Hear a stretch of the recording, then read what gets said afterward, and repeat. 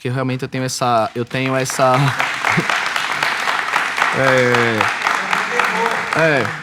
Porque eu tenho a síndrome do avião, né? Então, para viajar, para mim, é a maior dificuldade que existe no mundo. Então, ontem mesmo teve uma homenagem lá no Recife, que o pessoal do Brega Funk contou a minha história e eu não consegui ir. Então, são raros os momentos que eu consigo pegar um avião e ir para algum lugar. Eu tenho, literalmente, para mim, a pior coisa que existe para mim é ter que subir num avião. Eu tenho trauma literal de avião. Então, às vezes, eu consigo ir, né, e vou para alguns eventos, mas, no geral, eu tenho muita dificuldade. Então, No caso, seria uma síndrome do pânico que você tem, então? Talvez uma síndrome do pânico. E eu senti muito não ter ido também. Mas é isso. Mas eu fiquei em falta e realmente não tenho o que falar. Só pedir desculpa mesmo.